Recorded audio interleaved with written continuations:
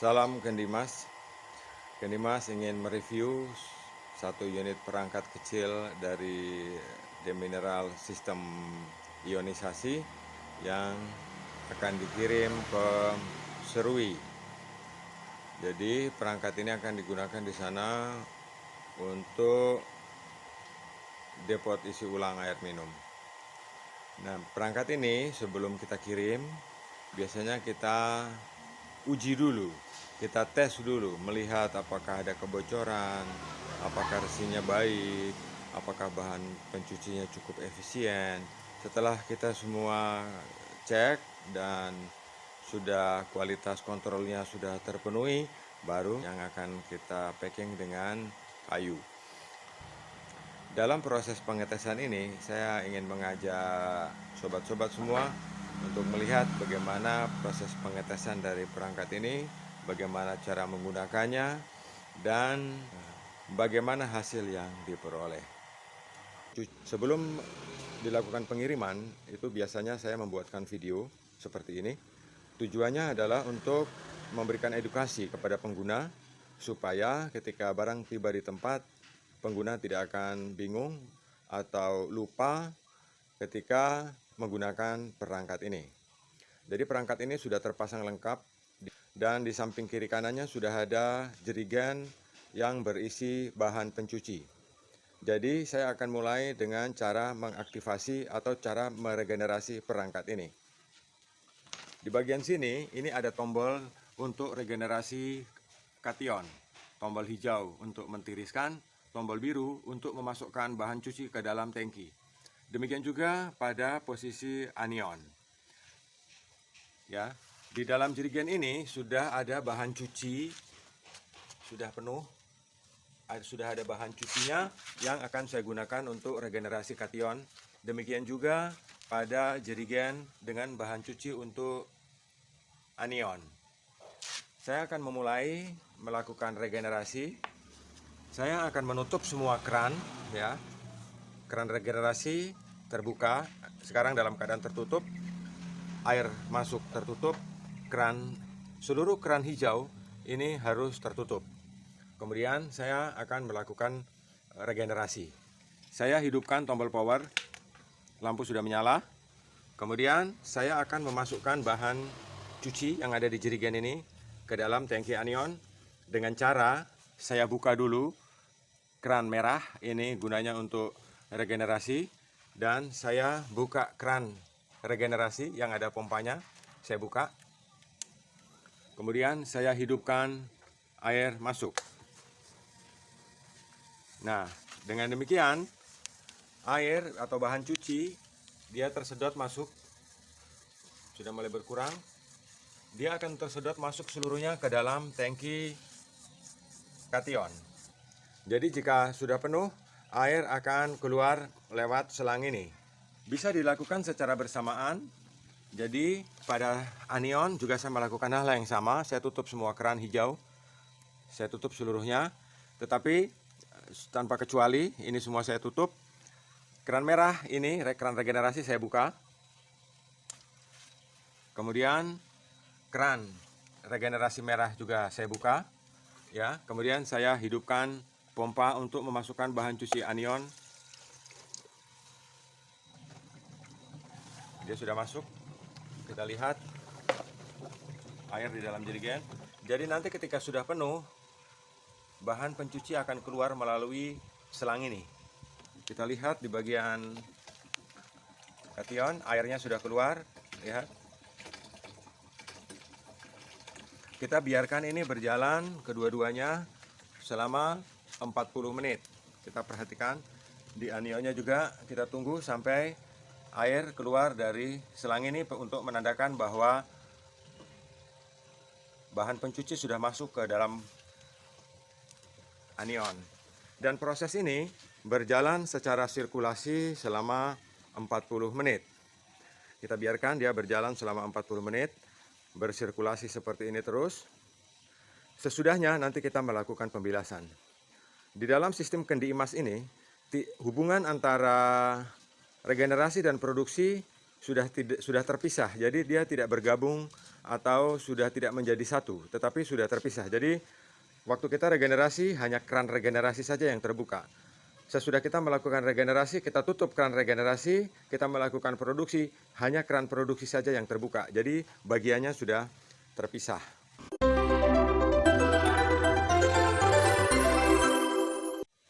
Sahabat Kendimas, setelah kita melakukan perendaman selama 40 menit, ya, kita bisa mulai melakukan pembilasan. Saat ini bahan cuci sudah kembali seperti semula di jerigen, ya. Demikian juga pada jerigen anion. Sekarang kita tutup, kemudian kita matikan. Ini pun kita tutup, kemudian kita matikan. Keran regenerasi pada saat ini semuanya harus tertutup. Jadi ini pun saya tutup. Ada tulisannya keran regenerasi, saya tutup. Demikian juga keran regenerasi anion saya tutup. Berarti keran regenerasi itu dan keran regenerasi ini sudah tertutup. Jadi tidak ada hubungan lagi antara bahan cuci dan air yang mengalir. Saya ulangi, jadi tidak ada lagi hubungan antara bahan cuci karena sudah ditutup dan air mengalir. Sekarang kita akan melakukan pembilasan. Jadi ketika kita melakukan pembilasan, di sini ada keran bilas, kita buka. Jadi kita lakukan dulu pembilasan pada kation. Ini keran air mengalir masuk, saya buka. Keran produksi tetap tertutup, ya. Di sini ada keran produksi tetap tertutup. Kenapa? Karena kita belum melakukan produksi. Jadi hanya ada 2 keran ketika kita melakukan pembilasan. Keran air masuk dan keran bilas, ya. Baik, sekarang saya jalankan airnya. Saya akan melakukan pembilasan dengan cara seperti ini. Nanti air pembilasan akan keluar dari ini melalui keran bilas tadi. Kita menunggu.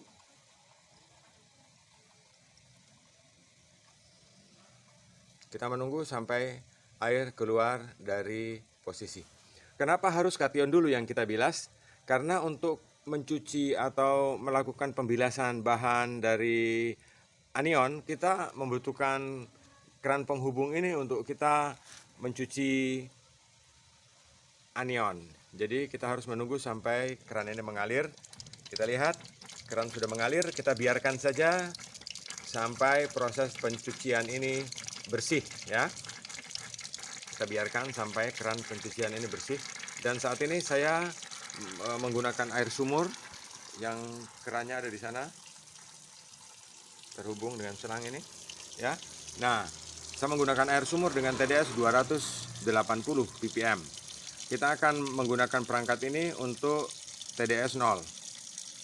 Kita lakukan pembilasan.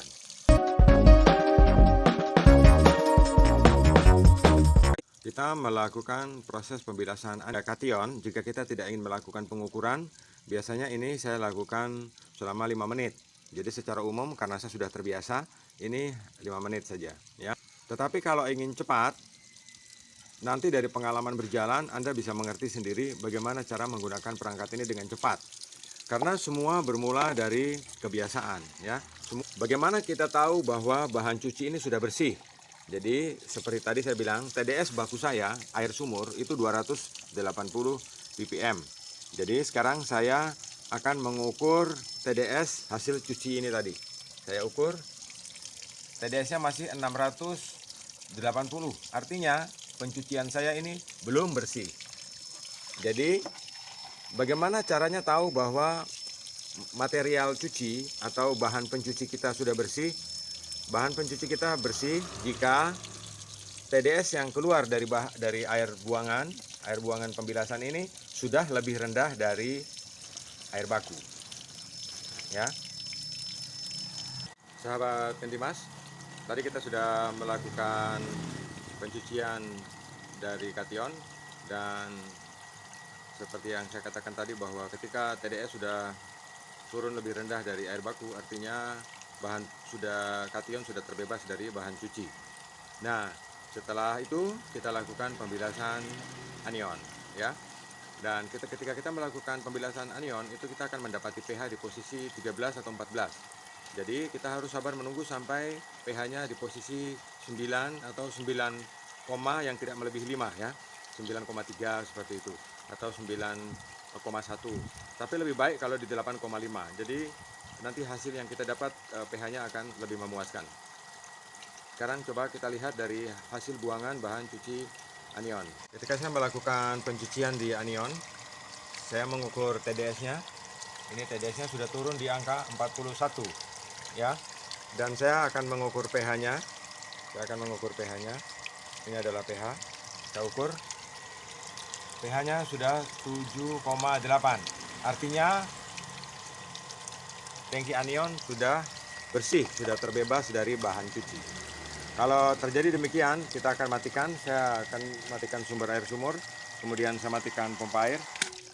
Ya, sudah selesai. Kemudian sekarang kita persiapan untuk melakukan produksi. Jadi semua saya tiriskan dulu, 2 tangki ini saya tiriskan karena saya akan melakukan produksi. Proses mentiriskan atau mengkosongkan tangki ini, tangki anion dan tangki kation, ini harus kita lakukan selalu setelah kita melakukan produksi. Jadi misalnya kita sudah habis regenerasi, sama, kita harus tiriskan sampai kosong tangki anion dan tangki kationnya. Demikian juga ketika habis produksi juga harus kita kosongkan. Sebab kalau tidak kita kosongkan, nanti resin di dalam ketika bercampur dengan air, dia akan berwarna kuning. Dan itu menghambat produksi.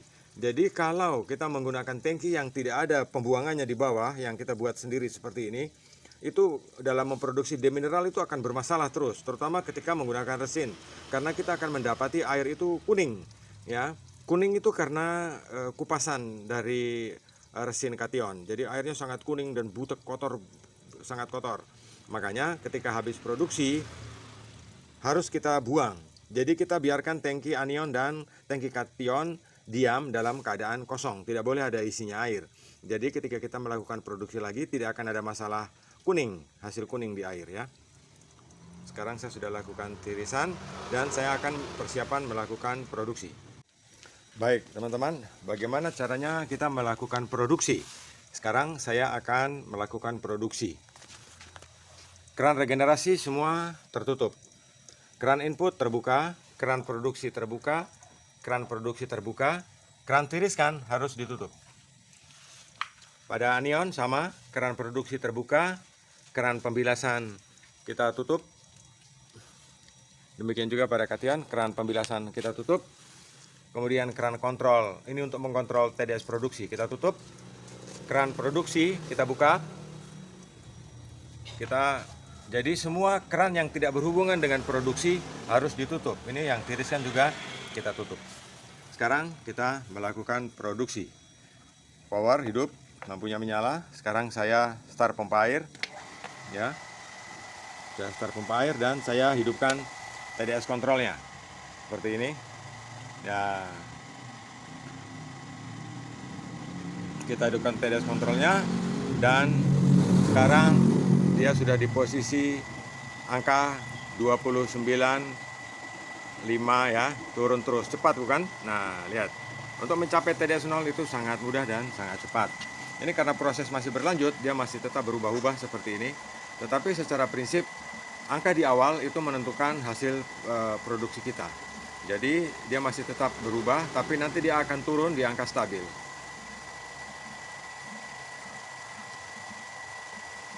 Cepat sekali ya. Saya tidak memotong video ini supaya Anda bisa melihat bahwa hasil pembilasan tadi, atau hasil mulai dari regenerasi, pembilasan sampai produksi, kita sudah punya hasil. Nah, jika kita sudah memperoleh hasil seperti ini, perangkat ini sudah siap kita packing untuk kita antarkan ke kargo. Baik, terima kasih. Saya ditemani sama Pak Udin. Pak Udin, dadah. Nah, satu staf setia yang mendampingi. Dan jika kita sudah melakukan regenerasi dan sudah selesai, ini kita tutup dan kita pakai untuk regenerasi berikutnya nanti. Jadi kita tidak membuang-buang material. Jadi satu material ini kita bisa pakai untuk berikutnya ya. Jadi cukup hemat. Demikian juga pada materi bahan cuci anion. Ini juga tidak kita buang. Ini selangnya kita keluarkan saja. Kemudian kita tutup untuk proses regenerasi berikutnya. Jadi sistem ini hanya Kandi Emas yang punya. Kandi Emas terus berkreasi untuk Anda. Bagaimana caranya mudah dalam penggunaan perangkat, tidak ada yang rahasia, dan semua pengguna Kandi Emas, semua pengguna perangkat Kandi Emas ada di grup WhatsApp yang sengaja saya buat untuk mengumpulkan semua pengguna, jadi tidak akan tersesat di kemudian.